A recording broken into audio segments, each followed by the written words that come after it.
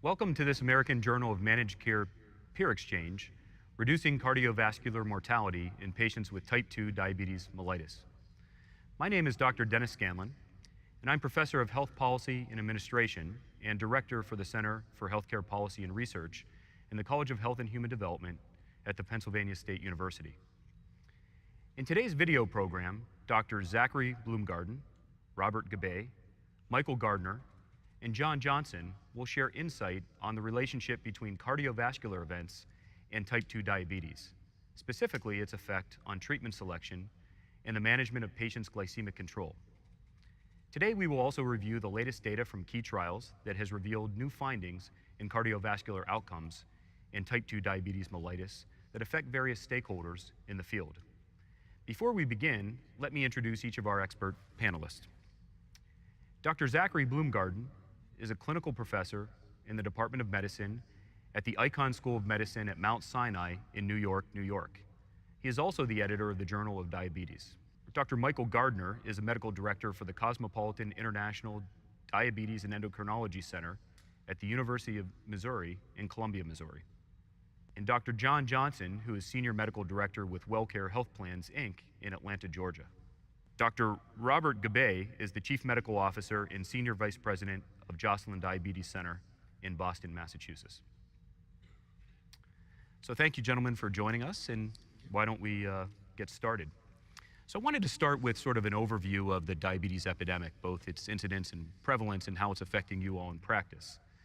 The American Diabetes Association estimates that more than 29 million Americans have diabetes, and more than 95% of them have type 2 diabetes. The CDC also reports that the incidence or new cases of diabetes may have declined, although, Zach, I know in our earlier discussion you're not quite sure that that evidence is so clear. Right. So there's been a tremendous growth in diabetes over the past 2 or 3 decades in the United States and worldwide, going from approximately 4% of the population to the current level of around 9% of the population of the United States, and essentially tracking with the growth in obesity in the US population. Now, over the past year or two, the level may be flattening out, although it's hard to tell, and certainly worldwide it's not flattening out. The latest IDF information from the International Diabetes Federation shows an increase from about 380 million to 420 million people worldwide. So we can see that the factors that underlie the epidemic of this paradigm of non-communicable diseases are still there. It's lack of physical activity, excess nutrition, everything that is leading to a variety of other disorders, lipids, blood pressure, and so on. Mm-hmm. Great. We also talk about prediabetes, and there's estimates of millions of patients in the population with prediabetes. Any thoughts on sort of what we're doing in addressing that population? And when we think of prevention, sort of preventing people from getting to diagnosed stage 2 type diabetes, how have we been doing? Well, I'd have to say we're not doing very well because, as was just mentioned, the incidence continues to increase, the prevalence continues to increase. There have been some exciting things coming out with the DPP and the actual implementation of that relatively old study, and funding for it through Medicare now, I think, is going to possibly help to turn this trend a little bit. Yeah, I mean, I would also say, though, that for better or worse, I don't think there's been a public recognition of the seriousness of prediabetes and how it leads to diabetes. And even that term prediabetes is not uniformly known by everybody in the public. And so I think we still have work to do from an awareness perspective. And then I think, as was mentioned, programs that we know can prevent the development of diabetes are available, and we need to make them more widespread. Mm-hmm. So, we talked earlier, there are relatively few endocrinologists relative to primary care providers who are the bulk of the professionals treating this illness. What's going on in terms of primary care, in terms of addressing this, and are we making the strides we need to make? I know, John, you deal with lots of clinicians in your role as a payer. What we've seen in the United States is there's approximately 5,000 endocrinologists, and we're seeing that diabetes is being managed more by the primary care community.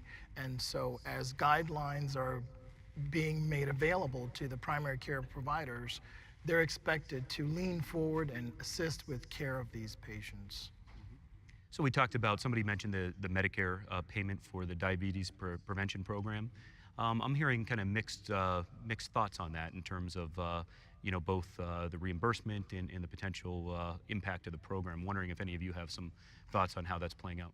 So the dilemma is that we've all known for decades that physical activity and healthy diet will prevent the development of diabetes, and the diabetes prevention program that Michael mentioned, the DPP, absolutely showed that actually it's better than medication in preventing development of diabetes. But delivering that intervention is tremendously difficult, and it requires a high level of interaction between healthcare providers, not necessarily tremendously trained, but individuals who will encourage people to eat right and exercise right, and getting that daily exercise, walking the 10,000 steps, limiting your diet, is just very hard for many people to do. And I think that's very important what Zach just said, is that the DPP, the successful intervention, was much more intensive than what many of us are able to do in our offices and in our clinics. And that's what I think is so exciting about the program that the YMCA has been bringing out across the country and now is being picked up by Medicare, is that they are bringing it to the community level and having trained community volunteers to reach out to their peers, their friends in the community, and bring these more intensive interventions and this support network to achieve the 7% weight loss that was seen in the DPP. And I think this is where the managed care community can step in and partner with the providers and community resources to create a social safety network for diabetics. For example, so much of diabetes education and awareness occurs outside of the presence of the provider, such that nurses, social workers play a major part in nutrition, diet counseling, and carb counting. And so there's more that the managed care community, particularly at WellCare, that we're leaning forward to help our providers and help our members do more of a patient-centered approach to care. And even non-professionals can really play a role. So many years ago, I was visiting South Africa giving talks, and I went to a clinic where a group of volunteers, totally non-healthcare professionals, had set up essentially a gym and a teaching themselves how to eat properly. They had great interest in the community, and they were very excited about it, and I'm sure they were doing a great job.